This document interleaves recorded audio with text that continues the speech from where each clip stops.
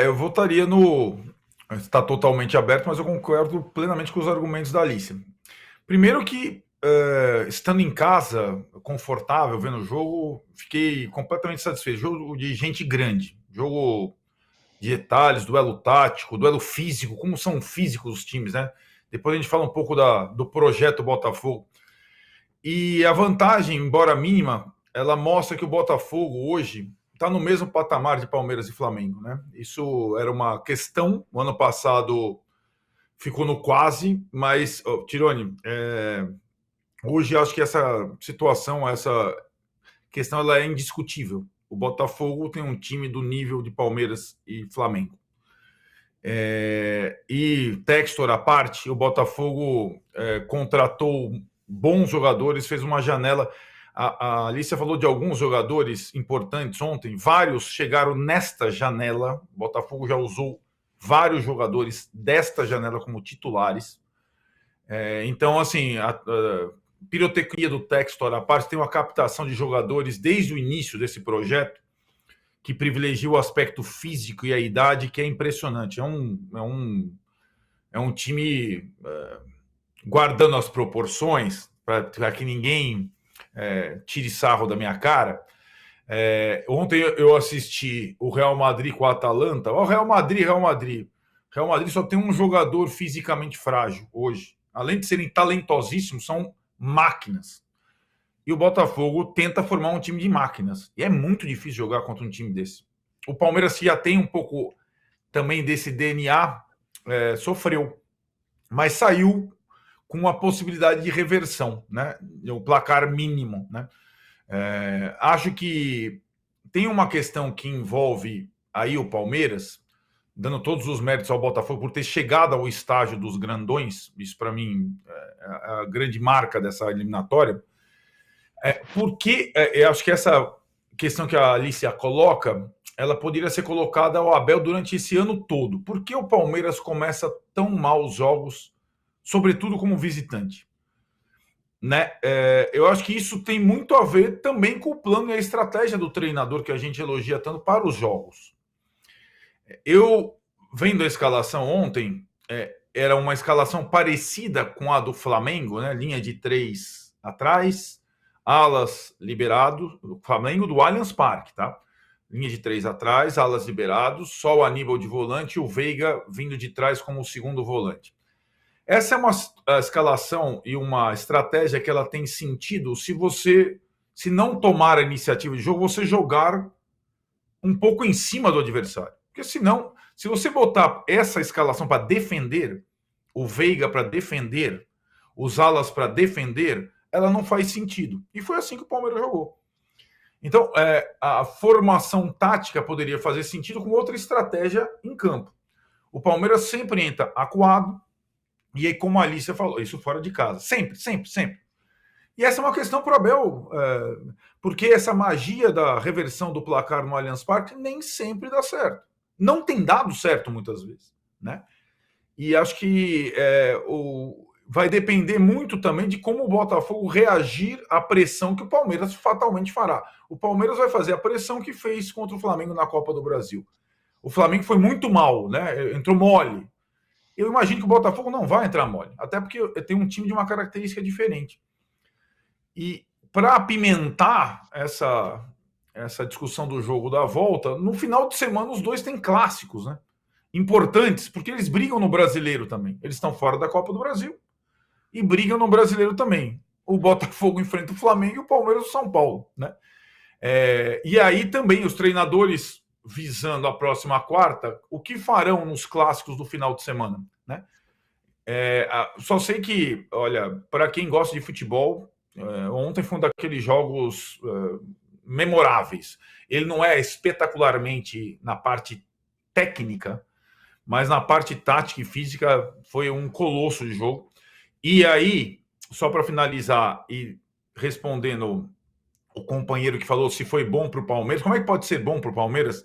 Teve um momento do jogo, não sei se vocês concordam comigo, quando o Abel coloca o Fabinho e tira o Veiga, e quando o Arthur Jorge coloca o terceiro volante, o Tietê, os dois abraçaram o resultado que estava ali. 2-1 para o Botafogo. O Botafogo temeu se expor e levar um empate, e o Abel segurou a desvantagem mínima, né? A partir dos 30 do segundo tempo ali, aí teve uma certa acomodação de um resultado que é bom para o Botafogo, mas não o suficiente, e que o Palmeiras considera capaz de reverter, né? Teve os dois técnicos abraçaram o 2-1 a partir de um certo momento. Tem uma mensagem interessante aqui do Robson Rafael Fiuza. Ele fala: o plano do Abel é nunca fazer o time mostrar seu máximo em determinados jogos para que possa fazer isso em momentos extremamente decisivos. Isso acontecerá na próxima quarta-feira.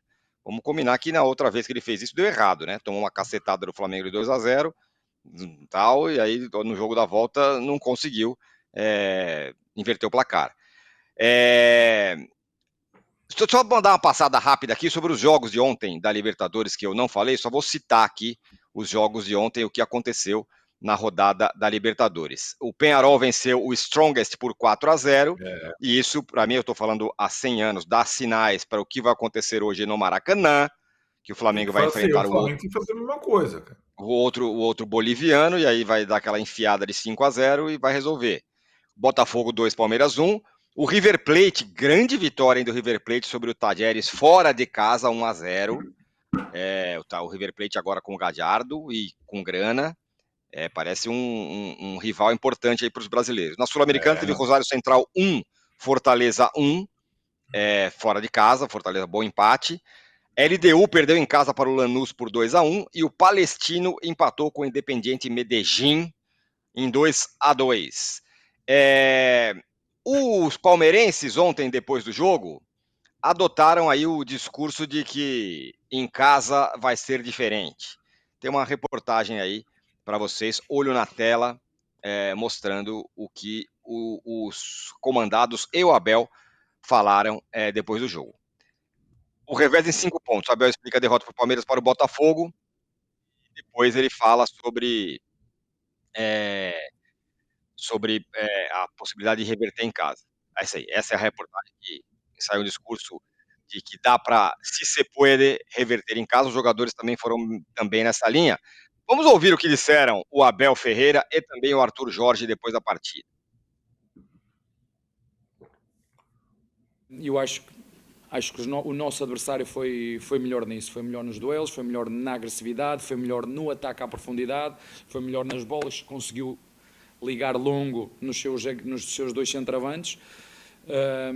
E pronto, acho que hoje o nosso adversário foi melhor, 1-0 para eles. Agora esperamos por eles quarta-feira no Allianz Parque. E hoje acho que nos 90 minutos o nosso adversário foi melhor e mereceu ganhar o jogo. Não há aqui, nós andamos sempre atrás de desculpas e disto, e foi de jogar assim ou assado, ou porque a bola entrou. Não, porque o adversário tem mérito, porque o adversário tem bons jogadores. E hoje foi melhor. Quarta-feira vamos jogar em nossa casa, vamos ver. Muito bem, tá aí o Abel Ferreira falando. Vamos colocar já o Arthur Jorge de uma vez. Temos ele falando também. E aí a gente segue no debate aqui. Dá para ser? É uma postura que nós iremos trabalhar em cima. O tempo que tivemos que preparar esse jogo será sempre de nós percebermos que temos uma vantagem no resultado, temos uma eliminatória para disputar. Este jogo não nos garante rigorosamente nada, que não seja o resultado em si de ganharmos este primeiro embate, e vamos procurar naturalmente, como disse, esta é uma eliminatória que nós temos como objetivo chegar aos quartos de final, e para isso temos que ser superiores em 2 jogos frente a um rival muito duro, muito competente também. É dentro disto que nós vamos olhar para esse jogo para podermos preparar, pensar e definirmos aquilo que possa ser a melhor estratégia para nós conseguirmos o resultado que queremos, porque sabemos que não vamos defender, não vamos depender de resultado nenhum, vamos ter que ir em busca para demonstrar uma vez mais ambição e demonstrar personalidade, coragem em busca do resultado e em busca dessa passagem de eliminatória. Não, a estratégia são jogos diferentes, o Palmeiras vai ter que atacar mais, são jogos diferentes. Nós vamos preparar isto com a maturidade que temos enquanto equipa também, para prepararmos a equipa sabendo que nada está feito, estamos a meio do caminho e é importante que possamos manter acima de tudo valores que são inegociáveis. Esta competitividade, esta ambição, esta determinação que a equipa tem demonstrado, isso é inegociável. Depois o resto, em relação àquilo que possa ser a parte estratégica, vamos guardar para a próxima quarta-feira, para que vocês possam também ficar a conhecer qual é a ideia do treinador e aquilo que os jogadores vão fazer dentro de campo, sentindo-se confortáveis e com um espírito de missão para conseguirmos o resultado. Muito bem, tá aí o Arthur Jorge, tá aí o Abel Ferreira, Alice. Aí, quando os dois falando, não parece nem que alguém ganhou, né? Parece um negócio de confiança dos dois lados. Palmeiras, do jeito dele, não, vamos jogar em casa, tá. E o Arthur Jorge também não falando, ganhamos e tá tudo certo. Parece, dá o tom do que tá o confronto, super equilibrado. E aí, uma coisa que a gente mostrou aí, né, como os jogadores e o Abel Ferreira confiam muito em casa, o Palmeiras, na era Abel, ele foi eliminado uma única vez, que perdeu a primeira. Com o Abel Ferreira foram 5 derrotas na Libertadores, 2 em mata-mata. Na única vez que perdeu o primeiro jogo de mata-mata na Libertadores, o Palmeiras do Abel foi eliminado em 2022 contra o Atlético Paranaense. Na ocasião também foi uma derrota de 1-0 com um gol fora de casa. Foi a eliminação do Palmeiras. Ou seja, o Palmeiras perde muito pouco, mas numa das eliminações foi justamente nas condições que tem agora. Mas o palmeirense, dentro do Palmeiras, está todo mundo bastante confiante, parece.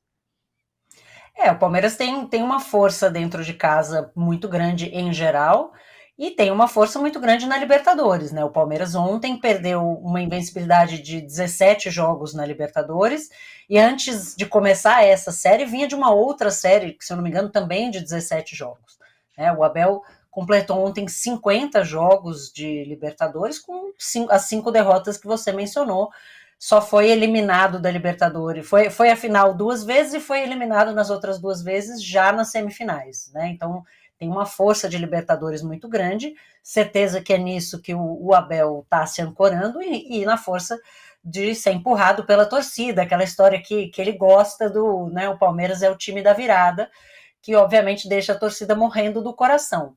O que eu vejo de diferença, né, dessa estratégia da estratégia do Abel e de como isso tem ou não funcionado em relação a outros anos? O Palmeiras hoje não tem tido a capacidade de jogar assim, praticamente com um erro zero. Né? O Palmeiras em outras campanhas, né, a gente vai aqui lembrar, por exemplo, um dos confrontos com o Atlético Mineiro, em que o Palmeiras sofreu muito, mas o Palmeiras não errou. O Palmeiras segurou o resultado porque o Palmeiras não vacilou em nenhum momento. E esse Palmeiras atual, pelo menos nesse momento da temporada, ele erra. Né? Então ontem, por exemplo, o Vanderlan, que a meu ver não foi bem nem ofensiva e nem defensivamente, nesse esquema com 3 zagueiros, os alas têm mais liberdade, mas precisam ter a capacidade de recompor, especialmente se você está diante de um adversário, né, como o Botafogo, que tem jogadores do nível do Luiz Henrique, por exemplo, né, você precisa que os seus alas tenham essa capacidade de fazer essa recomposição, e o Vanderlan, por exemplo, não conseguiu fazer isso muito bem. Esse time do Palmeiras, ele abre esses espaços, então ontem, por exemplo, o segundo gol vem, né, o Vanderlan acaba deixando o Luiz Henrique descer sozinho, o Vitor Reis não acompanha, tenta fazer um pênalti, não consegue, aliás, no gol do Igor Jesus, tenta fazer o pênalti, não consegue, e o Igor Jesus, com total mérito dele, obviamente, faz o segundo gol do Botafogo. Então, esse Palmeiras, ele abre espaço para o erro, né? E ele não tem visto os seus melhores jogadores, a sua espinha dorsal, atuando no mais alto nível. Né? O Veiga teve poucas boas partidas esse ano, né? O Veiga jogando ali como segundo volante, ele não tem cacoete de marcação, então ele foi amarelado ontem, contra o Flamengo, ele, por sorte dele, não foi expulso, né? Ele acaba fazendo muita falta, e o próprio Gustavo Gomes não tem vivido seu melhor ano, o Murilo ontem, né, começou o jogo muito mal, o melhor jogador da zaga do Palmeiras tem sido o Vitor Reis, que tem 18 anos, né, embora tenha falhado ali na última marcação, no segundo gol. Então, esse Palmeiras, ele não tem essa solidez, então ele depende de ter alguns momentos, alguns lampejos ali dos seus principais jogadores. Quem tem feito a diferença esse ano é o Estevão. Nos momentos em que o Palmeiras esteve sem ele, o Palmeiras sofreu bastante para conseguir machucar os seus adversários. E ontem realmente fez a diferença, a ver se ele vai conseguir engatar uma sequência. Aí eu acho que o Palmeiras se torna um time bem mais perigoso. Mas o Abel, para além dessa questão, tem um problema defensivo para ajustar. O Palmeiras, que sempre teve essa solidez defensiva, o Palmeiras do Abel, como uma das suas principais características, não tem conseguido segurar isso esse ano, né? E aí, contra adversários tão agressivos, tão fortes, quanto é o caso do Flamengo, e com a velocidade, né, esse grande contra-ataque que o Botafogo oferece, fica muito perigoso. Fica muito perigoso. Então, obviamente que esse discurso do vamos resolver em casa, ele é necessário, mas o Abel precisa resolver questões dentro da equipe também, que só a torcida no Allianz Parque não vão dar conta. Então, eu vejo talvez uma possível saída do Vanderlan para a entrada do Caio Paulista, né, que não começou bem, não teve um grande começo no Palmeiras, mas vinha fazendo boas partidas. A gente vai ver se ele mantém o Giai ou se ele talvez tenta o Marcos Rocha para tentar dar alguma solidez maior, mas o Marcos Rocha também, né, defensivamente nem sempre entrega, fisicamente contra um time como o Botafogo é mais difícil, mas acho que tem alguns ajustes necessários aí e realmente, né, para a torcida do Palmeiras torcer pela volta definitiva do Estevão, porque faz muita diferença. Aí vou só pontuar uma questão que o Arnaldo colocou em relação à janela do Botafogo. A gente tem visto no Botafogo, claro que no Flamengo também, mas nessas equipes, a diferença que faz ter elenco. O Arthur Jorge conseguiu transformar o Botafogo num grande time. Ele pode não ter as melhores peças, mas ele tem hoje talvez o time que esteja jogando melhor, né, no Campeonato Brasileiro. Mas, além de tudo, ele tem elenco. Né? Vale a gente lembrar que o Botafogo perdeu o Eduardo, perdeu o Júnior Santos. Ontem o Tiquinho estava voltando e aí perde o Tiquinho, entra o Igor Jesus, faz uma grande partida. No caso do Flamengo, sai o Cebolinha, entra o Luiz Araújo, faz uma grande partida. Então, como é importante você ter peças de reposição, especialmente diante do que o calendário acaba impondo para esses treinadores.